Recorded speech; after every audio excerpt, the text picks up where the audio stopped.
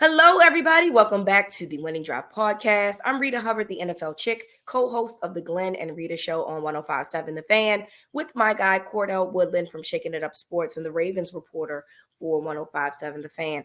Ravens going to the Lions Den. I'm using an old Brian Billick quote and basically came out and kicked some ass, Cordell, as the Ravens were victorious against the what was known as the bullies of the NFL, the San Francisco 49ers, in big fashion on Christmas Day. So, real quick, before we break into, how each side of the ball did, what was your take generally on what you saw on Monday night? Did the league get put on notice? I don't believe in things like that, but because they were already the number one seed in the AFC. But what's your thoughts on that? Yeah, I mean they definitely made a statement in that game. I didn't think that there would be a dominating team on either side. I thought it'd be back and forth. I Close. thought it'd be a closer game than it was. In no way did I ever think that the Ravens were going to go out there and get their butts kicked. I also didn't think the Niners were going to get their butts kicked either. So, I mean, I guess that was a surprise for me. But yeah, I mean, I think at this point, where it stands right now, for what it's worth, the Ravens are probably the front runners for the Super Bowl right now. You have to look at them as the best team in the NFL, going to San Francisco, dominating that team the way that they did. I mean, we just haven't seen the Niners look like that for full quarters, and it's just another example of this Ravens defense having offenses look lost. I mean, the Niners never really had anything going. Early in the game, they had a couple things going to George Kittle, some late stuff to Ayuk. Christian McCaffrey still, he had himself a pretty decent day, but by his standards, it wasn't great. He had a couple of chunk plays. But all in all, I mean, the Ravens just continue to show that they play a style that people can't keep up with. And I saw Patrick Queen say that, and it's true. I mean, when you see these guys come out there and physically dominate teams the way that they do on all phases, not just defensively, but I mean, offensively, they played with a certain nastiness in that game. And the Niners just could not match that level of intensity, that level of physicality. And you have to wonder right now, can anybody match it? I mean, when you see the Niners look the way that they did at home, I mean, you have to start thinking, is there anybody that can beat the Ravens on their best day? Yeah, completely agree with you there. Let's start with the defense. Listen, man, the defense did what needed to be done. Kyle Hamilton, what can we say more about him? He continues to be a superstar. But my favorite thing about the night, in addition to, what we saw from Kyle Hamilton, is a lot of unsung heroes in this game in terms of names. So, Jadeveon Clowney has been playing well, but, it feels like we haven't really heard his name much, but he was so disruptive. And guys like Brent Urban being disruptive. I had the opportunity to go to the game. So it felt like every time Brent Urban was put to the game Cordell, they were holding. I mean, it just literally like, and it was blatant too. And some of them was getting called, some of them wasn't getting called. And it was just like, they really could not do anything with what they had moving up front. Travis Jones, I thought, was disruptive.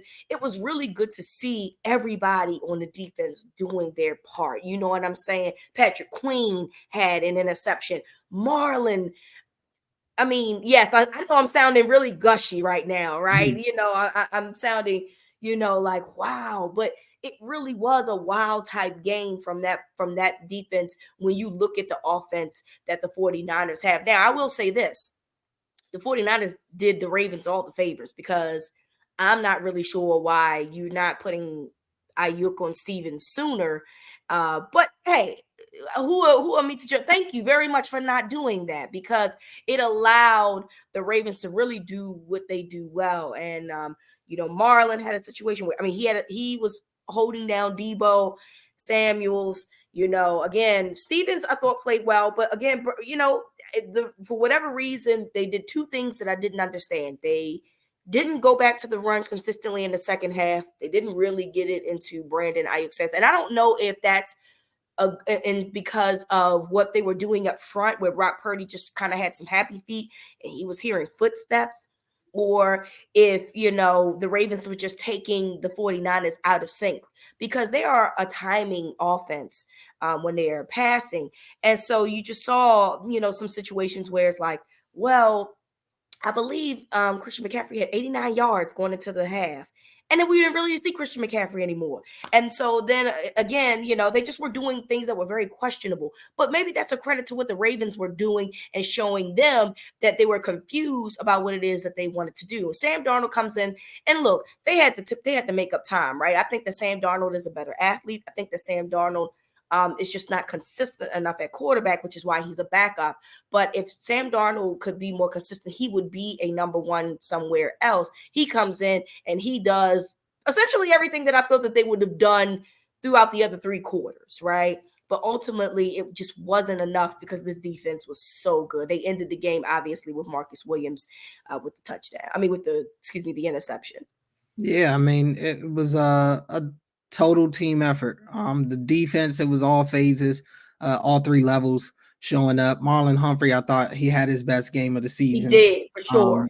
Just not only just in the coverage, but the physicality. He got to play closer to the line of scrimmage. Figured they'd go heavy in the slot with him, especially when you see that Arthur Millette is inactive. You knew it was going to be Kyle Hamilton and Marlon Humphrey Day in the nickel, which is perfect because you got to, in that type of game, you can't play around. Even if Millette's healthy, let's be honest, it didn't need to be a Millette game. Thank you. It worked out the way that it was supposed to, 100%. Right.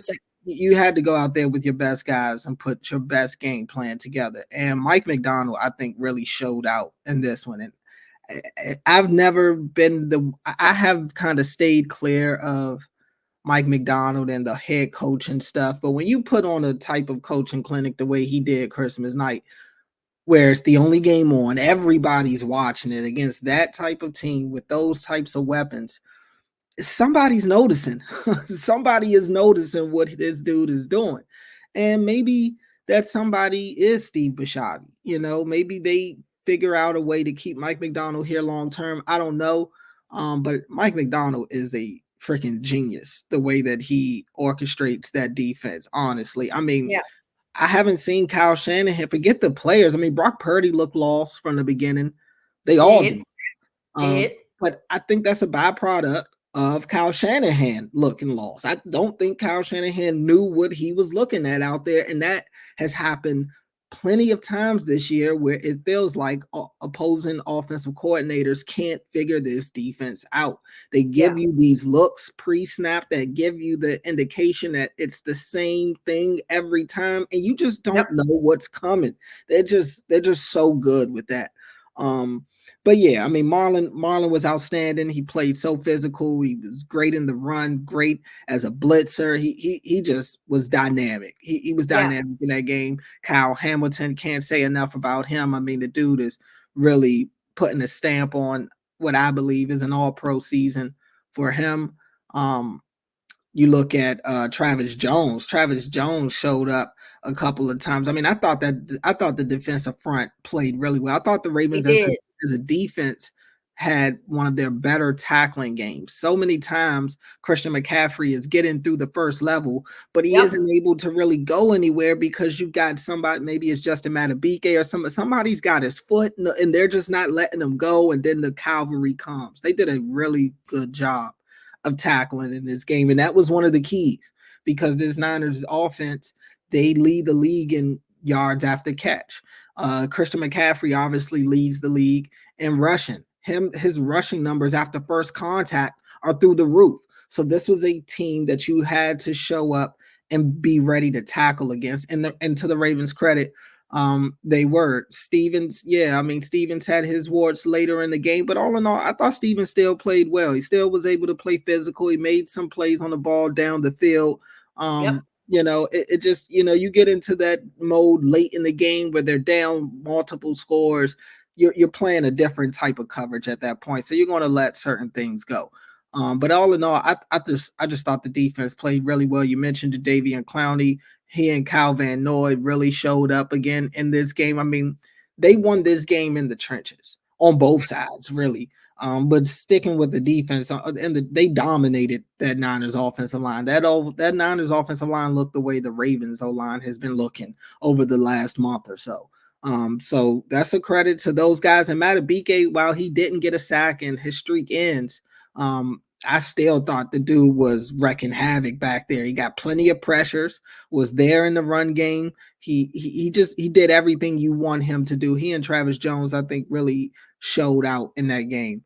The linebackers, I mean, Roquan and Patrick Queen, they clearly showed up as well. Patrick Queen getting the interception, and he's out there laboring. I mean, all that whole second half, I'm watching Patrick Queen look like he's dealing with something with his shoulder or his collarbone or something, and he would not come out the game. And that's a weekly thing with him. If you watch Patrick Queen throughout the season, he's gotten nicked up and hurt plenty of times in these games, and sometimes he comes out, but a lot of times he doesn't. A lot of times he stays on the field and tries to play through it. The dude is a warrior, and definitely should be shouted out for that. And I think the secondary just continued to have a really good day. It looked bleak early. It looked like they were really targeting Marcus Williams early, going to George Kittle quite a bit on that first drive. But credit to them. They stiffened up. They get the interception in the end zone to cap off that first drive. And Brock Purdy, I talked all week about how the dude doesn't get fooled, and the Ravens fooled him all game. Four interceptions from him. You get the one interception from Darnold. Purdy, I mean, he was seeing ghosts. He was clearly seeing ghosts. The Raven, and I said, if the Ravens, everybody was asking me, you know, we're only hearing about what the Niners are good at. What about with the Ravens? What advantage do they have? And the one advantage I kept saying was in the trenches. They can get pressure on Purdy. They can beat that offensive line up, and that's exactly what they did. Yep. And look, I believe they've had some injuries on the offensive line. So it is what it is, right? We all are dealing. When we look, every team is dealing with injuries. It's not just, the 49ers dealing with injuries. This is the time of year that you're going to struggle. And so you have to capitalize off of those things. And I think that the Ravens did a really good job of doing that. I definitely want to switch to the offensive side of the ball now and talk about what they did in this 49ers game.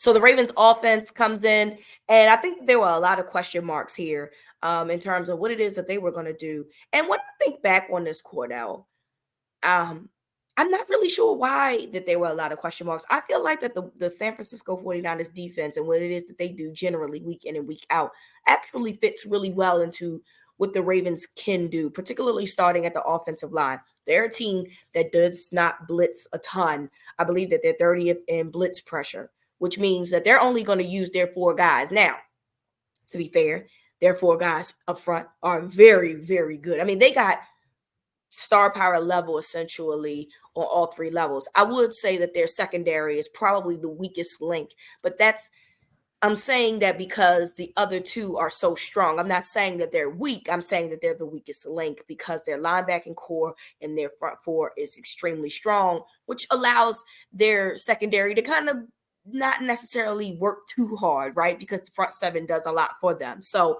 going into this game, you knew that the 49ers probably weren't going to blitz a lot because they use Bosa. They are going to use Chase Young. They're going to use their defensive tackles, although that they did have some injuries there. Hargraves did play. Hargraves played. Armstead. But Armstead did not. But Hargraves was still day-to-day coming up into this game. So you might not have been 100%. Hey, it is what it is. That's the game.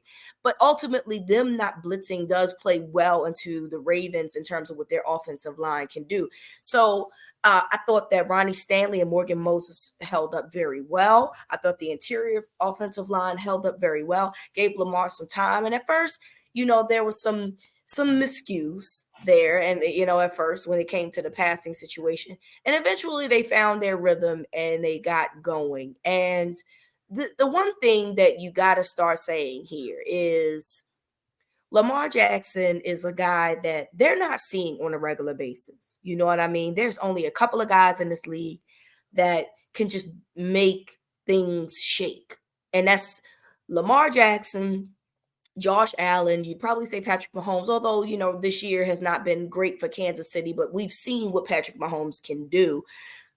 The 49ers, as great as they are on defense, still has not had a situation where they play a guy like Lamar Jackson, and then they found out on Monday night what Lamar Jackson is all about. Yeah, I mean, they did. And it's, if you don't see, I mean, it's not even if you don't see, I mean, nobody really sees a Lamar Jackson on a regular basis. The AFC North, sure, they get him twice a year, but even, it's tough for those teams to kind of rally him up. Now, they do a better job than probably any other team. You think of the Browns, and the Browns pretty much, they do a good job of getting to Lamar throughout the game. The Steelers as well. Lamar doesn't historically have great games against Pittsburgh and Cincinnati. I mean, he's just rarely on the field against the Bengals, it feels like, half the time. But yeah, I mean, when you're the Niners, and they do have great pass rushers and they have a great team, but they don't see this type of special talent on the regular basis, and you can't replicate that in practice. It's nobody that you can put back there and say be Lamar Jackson. Maybe you could put a scout team wide receiver out there, but how do you replicate his arm? Because you can't just game plan for Lamar to use his legs anymore. You have to game plan for both, and I think teams are still trying to catch up to that. But in terms of Monday night, I thought the offensive line was outstanding. I thought Ronnie arguably had his best game. What I liked the most about that game was, I think the Ravens stars outplayed the Niners stars. Yeah. The Ravens main guys, they showed up in that game. And even some of the B-list players had better games than some of the Niners A-list guys. You know what I'm saying? So that was the type of game where everybody understood we need to be on it tonight, from coaches to the players. And so I thought Ronnie and Morgan held up really well. I thought they looked strong, especially Morgan. I didn't really hear anything from Morgan Moses all game. Ronnie, it's still every now and then was a struggle, but overall, I thought Ronnie played really well in that game, and it was huge, especially with Makari going down later in the game with the hit, with the concussion. And then you have Kevin Zeitler, who went down as well with a groin issue, and we saw Ben Cleveland in the game a couple of times. So hopefully Zeitler will end up being all right, because that's something that's a little worrisome. Lamar, after he tripped over that ref, I mean, he was a totally different dude. And I saw a lot of discourse. Of course, Twitter, everybody has got something to say about that play. I mean, they're always going to call it. It doesn't matter. I'm not saying it's right, because it's not. I don't think that it's right. I have opinions about referees and being a certain age. I'm sorry. At a certain age, you can't move away from these players the way you like. But ultimately, yes, he was in the way, but they're never going to not call it on the player. Never. So just get used to that. And I agree with the age. I mean, I've said for a while that there needs to be an age limit on people. How I feel about sidelines. Just everybody involved in the game. You need to be able to keep up. But look, Lamar's breaking defenders' ankles. He's breaking referees' ankles. You know what I'm saying? That's what happens when you are in a Lamar Jackson game. You don't know what's going to happen. But at the end of Lamar put himself in that position, and that's it's unfortunate he trips over the ref. But after that play, I mean, it was different. It was different. He was just on it. He's back to extended his plays. He's back to making really good throws. He and Zay were, it seemed like early they weren't on the same page, but they just kept kicking at the door. They just kept going. And Zay finishes the game with 9 catches, over 70 yards, gets the touchdown. I thought clearly the game plan was for him, and he showed out. He showed out. I thought Bateman looked good. Bateman looked fresh. He looked spry. They Now he got him did. the ball a He had couple that times. pass bounce off of him, and Right. that was Yeah, all. he had that one drop. It was a couple, but that was a whole series, right? In Right. terms of That like that, there was a couple because of plays Lamar like, couldn't oh, connect with Zay on that series either a right. couple times. So Yeah, yeah, he threw it that behind him a couple right. times. Zay then had a pass kind of go in between his hands Hmm. in that situation. So you were like, oh God, is this going to be Yeah. that kind of night? But then they rebounded very, very well, and And then both I think teams started slow.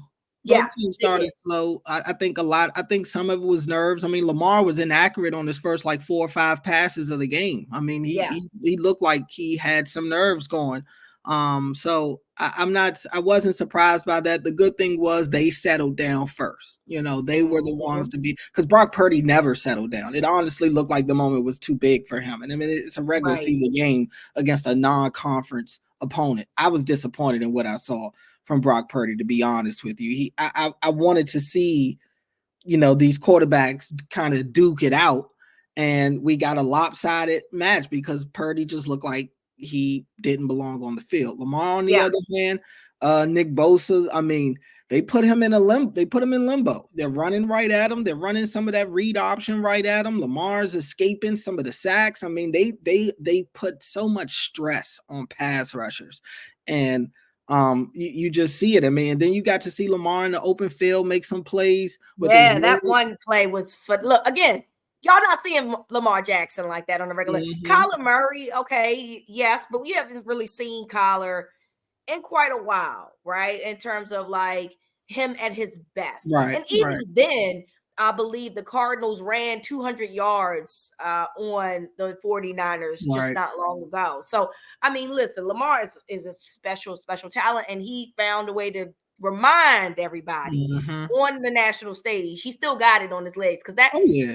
he moved at a pace that we had not seen him really move in quite some time on that one play that he had the 30 plus yards. And I think we're gonna keep seeing those types of plays. We're gonna see it again on Sunday against the Dolphins, and I Yeah. think we're gonna see it throughout the postseason as well.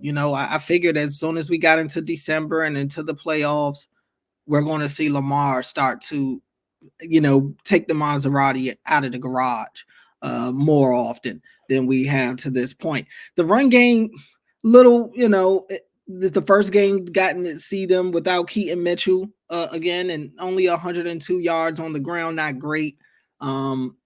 It's that's the sore spot a little bit for me. I am a little concerned about that going forward because Gus just he did find the end zone. Gus is great in short yardage. He's great in the Yes, red he is. zone. That's not Yes, going he to is. change. Yep. But what about the on schedule runs? What about the runs to keep them ahead of the chains and stuff like that? They're just not as efficient in the run game as we're used to seeing. So I am curious to see if they'll be able to clean that up here on the back end of the season because they need that. I mean, that's how they put teams away. And I'm not overly concerned because at the end of the day, the Ravens have shown that when they really want to run the football, they can and they will. Yeah. Yep. So we'll see how that goes in the future. But yeah, I mean, offensively, great day for those guys. Great job by Todd Monken, kind of putting the ball in Lamar's hands. John Harbaugh said they had a difficult game plan this week that Lamar executed, and it looked like the game plan to me was pretty much Lamar go out there and whatever you see, go with it. You Yep. obviously he has full reign to change plays at the line, but I Yep. think I think that they, this was one of those games where they really put the ball in Lamar's hands and allowed him to go out there and win the game for him. And that's what he's supposed to do, right? At this point, he's the quarterback of this team. They are only 3 losses. You have to allow Lamar Jackson to see and understand what's going on and get the feel of the game because he's the one that's out there playing and make the plays that need to be played, make the changes that need to be changed. So good for them for allowing Lamar to be flexible about what it is that they're doing because he can see what they're doing. If he doesn't like what was called, he can check out of that. He can make the plays that needs to be done. And I think that they did a really good job of that. Again, we sit here and talk about how great that this San Francisco's defense is, and it is. It is a very, very good defense, but they do have weaknesses. My favorite thing though is so we're watching the game, and at first they have Likely and Gibson together, and I was just like, first of all, this is unfair. I was like, you know what? It's going to be more unfair if they put Kolar on Gibson. And what do they do? Eventually put Kolar on Gibson. Hey, man, listen, because if he can't stop Likely, he really ain't going to be able to stop Kolar as big as he is. And so there was some mismatches there. And, you know, it really allowed the offense to kind of open up the way that it was. That defense, the way that it's cut, again, it allowed Zay to kind of get behind the linebackers and in between the coverages and you know, make the plays that he was able to make. And so you just got to really credit what they were able to do, man. They on offense, really, this was a statement game, in my opinion. And while the statistics aren't going to tell you that Lamar had like this great showing, it doesn't do anything for if you actually watch the game and see how it progressed. It's funny because early in the game, before the first interception, you know, so Kittle had that big catch in the first drive and they moved down the field and the fans are MVP. And I'm just like, okay. And then he throws the interception and I'm like, oh, this is your MVP. Okay. So as far as I'm concerned, the MVP of this league showed up, but it wasn't Brock Purdy. Okay. Wasn't him. It was the guy on the other side of the field. That is Lamar Jackson. And Lamar is not going to shine you out with stats. His numbers ain't going to be that great. But what he does for this team to get them to 12-3 is unmatched as far as I am concerned. And he did that again on Monday night.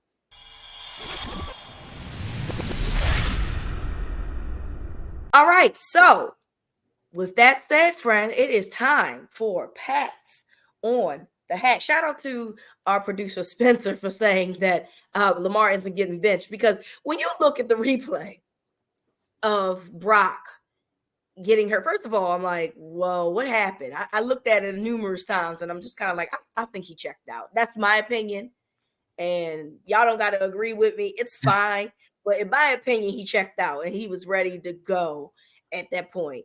And so, you know, 4 picks at that point, I think Brock was like, I'm gonna go ahead and mail this in and live to see another week because I ain't having a good day. And then he came in. But even if he was fine, which he did look fine, because I seen him on the sideline watching the rest of the game. He wasn't getting back in anyway. Kyle Shanahan had enough of him and those interceptions, and that's what it was. And we had to move forward. So I think that was a quasi bench. I could be wrong here, but I'm telling you, that man was fine. And I think he gave up, and I think Kyle Shanahan had enough of him. Yeah, I think he was good enough to go back in the game. Yes. I think they just probably looked at it like, you know, it's not even worth it at this point. This isn't a game that they necessarily needed, and he had the same injury that he got the week before against the Cardinals. So which was the stinger. He had the sting. He had a stinger. So yeah, I mean, I don't know. That's what they're saying at least. So I mean, I guess live to fight another day. Absolutely. So first pat on the hat, Cordell. Who are you giving it to? I'm gonna go with Kyle Hamilton. Kyle Hamilton, the 2 interceptions in the game, does end up leaving after re-aggravating that left knee. That's another one that kind of got to cross your fingers on. But I think Kyle Hamilton is a study. Right now, there isn't a safety in the league that's having a better season than him. I think he is a first-team All-Pro this year. I mean, that play of his second, first of all, both interceptions were great. I mean, the completely fools Brock Purdy on the first one, and that was huge. It really stole the momentum away, because who knows how the game goes if that drive that the Niners had is capped off by a touchdown, because they had a couple of chunk plays on that drive. They're hitting George Kittle. It looks like they found something that's working, and they get a touchdown there. Who knows? Yeah, for sure. But for Kyle Hamilton to get that interception in the red zone, in your own end zone, that was big time. And the second one, I mean, he gets chop blocked, he gets pancaked.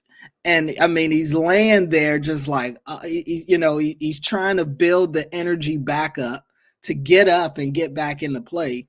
Finally does it. And it's the dude's just when you're hot, you're hot. I mean, he's Yep. just a magnet for the ball, and he happens to be at the right place at the right time, makes the play. Everything he does for this defense, I equated him last week on my show. I said how Lamar is kind of 101 for the Ravens, and he's that unicorn on the offensive side of the ball. That's how I look at Kyle Hamilton. He is essentially the defense's Lamar Jackson. He is somebody you don't replicate. You don't have another Kyle Hamilton around the NFL. And it's funny because these hybrid types of safeties, they've been coming out for a while now. You think of the Honey Badger, Tyrann Mathieu, and you think to like what's his name, Peppers, that was in New York, and these types of guys, Jabril Peppers. These were Isaiah Simmons. Like, these dudes were thought to be that. But and they're good. They're good, especially Tyrann Mathieu in his heyday. Tyrann Mathieu is a stud. Yeah, for sure. But Kyle Hamilton is just like a different breed of those types of safeties, those hybrid types of safeties. He has the wingspan. Exactly. That's very, very long. He's super smart. If you have an opportunity to talk to him, I mean, you can tell. I mean, went to Notre Dame, so you can't get in without being actually smart. They don't give out scholarships to unsmart people. Not saying that, you get my point. You gotta they're like Stanford in that regard. Like, you gotta have the brains and you gotta have the talent to go there. And he comes from, if you talk, his brother is extremely smart. Also, he's an Ivy League grad. He's smart, he's athletic, and he has the size. And those three things are why Kyle Hamilton is going to be a special player in the National Football League. Those things when you put all those things together, that makes you a special player. I don't care about his 40 time. I don't care that he ain't that fast. That don't matter to me. You got other guys that can catch up with the speed. And them doing the three safety thing was perfect, but Kyle Hamilton is the star. I didn't mean to cut you off there. No, it's all good. You said exactly what I was going to say. Yeah, but he has all of it. You know how people say brains and beauty, and no, he a nice looking kid too. But the beauty ain't the part here, right? This is a football game. He got the brains, he got the wingspan, he got the talent, he got the size, he got it all, and that's what makes Kyle Hamilton special. So, who you got? I will give my pat on the head. You already mentioned Kyle, but you mentioned there's two special players. So I'll go with the other guy that you said was a special player, and I'll go with Lamar Jackson. He completed 65% of his passes, had 105 passer rating. I know that doesn't sound sexy to you, but this is a game that this team felt disrespected. Kyle Hamilton was one of the people that said that, by the way. They felt disrespected by the fact that the 49ers was not only favored, which the Ravens would consider heavily. 6 points might not be considered heavily to somebody else, but the Ravens felt like that they were equally good. They both had the same record, and they felt like they were disrespected. And I feel like Lamar understood the assignment as well. Of course, he called out Mike Florio for saying what he said. And he had, the day that, again, you might not find to be sexy, but he did enough. 2 touchdowns. He ran for 45 yards as well. He makes this run game go. That we all know that anyway. But Lamar, once after he got that rust taken off early on, he started grooving, and it was very hard to stop this team. And I just think that the Ravens benefit so well of playing in the AFC North that they're prepared for essentially anything. And Lamar is, for lack of a better term, battle tested. He's always battle tested. Their schedule has been extremely hard, and he's done nothing but go out there and win football games. So shout out to him, man, for continuously building his MVP status. And I said that, if they win, he should get the seal for the MVP. It should be a lock to me. But if they beat Miami, I don't think that you can have conversation about anybody else at that point. That's just my opinion. So Lamar, in my opinion, is the MVP, and he solidified that conversation in Monday night. Who else you got? I'm gonna go with Marlon. Marlon, I thought his impact on the game was huge. He has the 3 tackles. He does get the interception as well. I just thought Marlon was all over the place. He was a big part of why the defense was as disruptive as they were. Did a great job blitzing. Did a great job in the run game.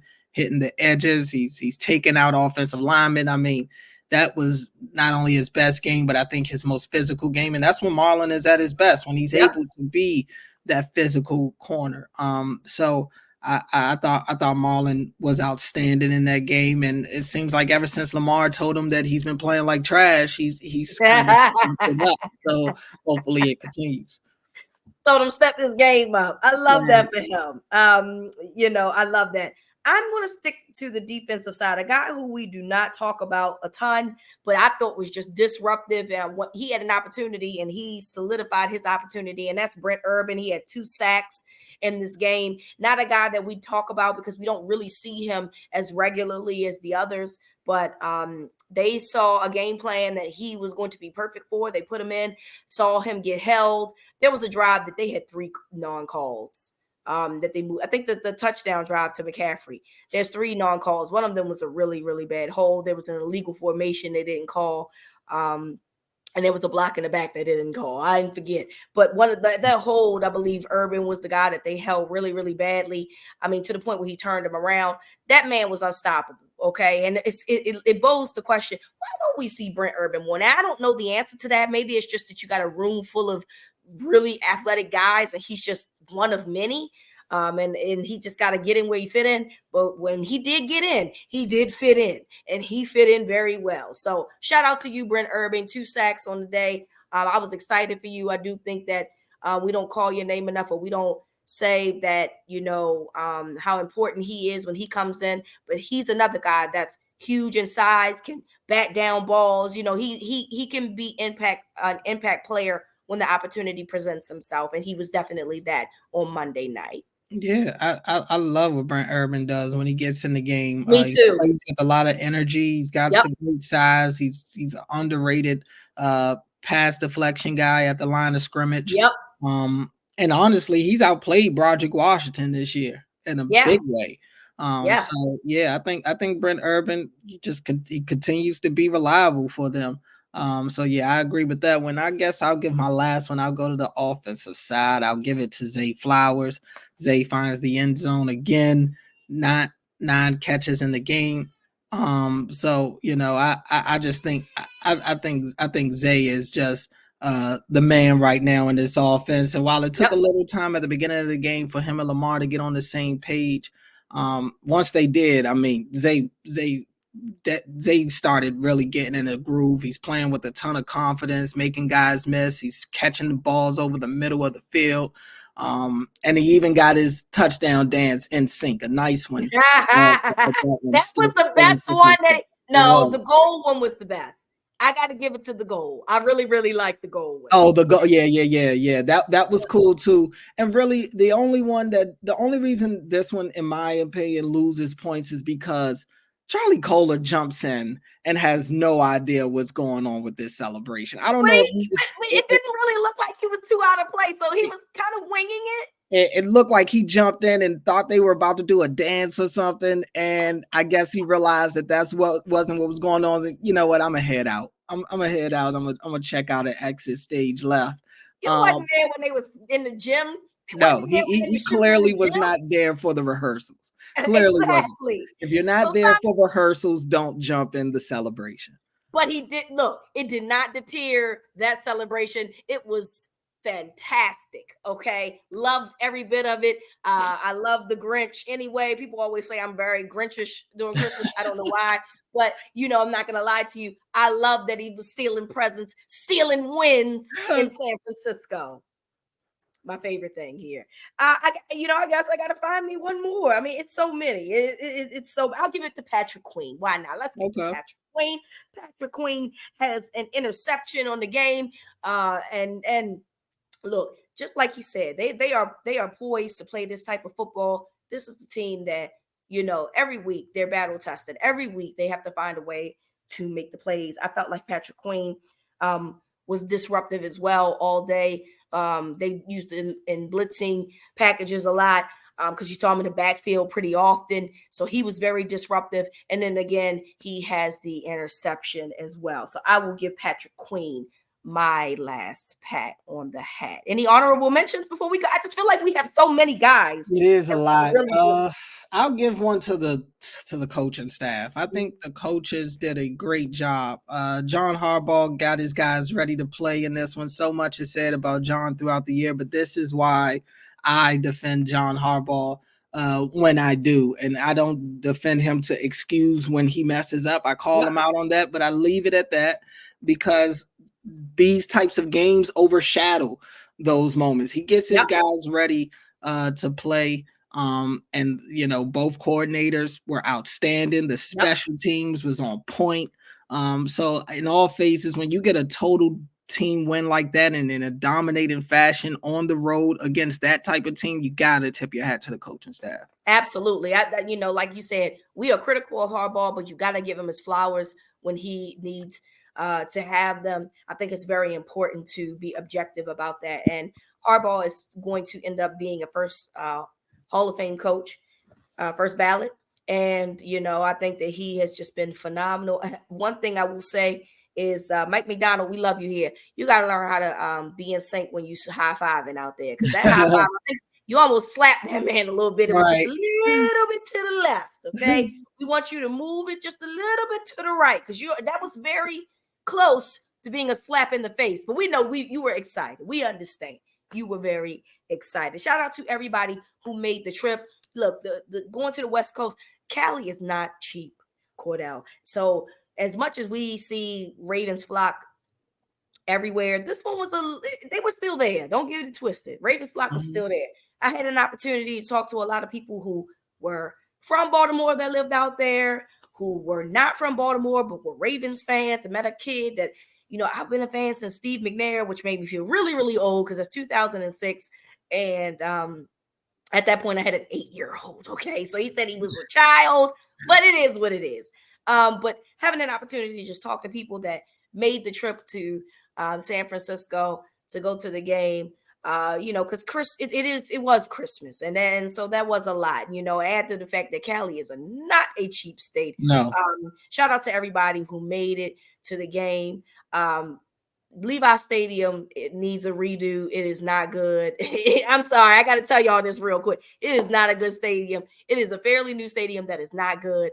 Very reminiscent of Heinz Field, which is not a good thing. M&T Bank is the standard.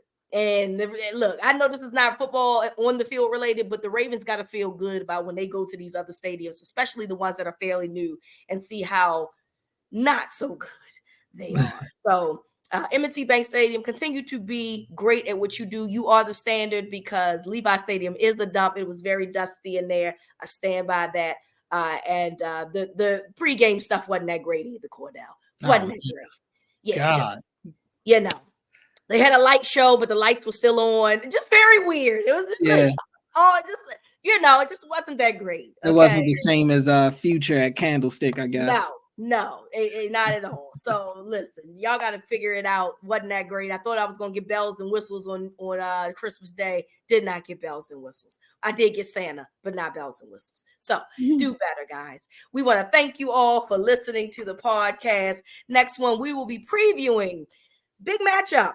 Miami Dolphins against the Baltimore Ravens as they close the final 2 games at home at M&T Bank Stadium. So we'll be talking about that on the next episode. We want to thank you all for listening. So from Cordell to me, this is Winning Drive.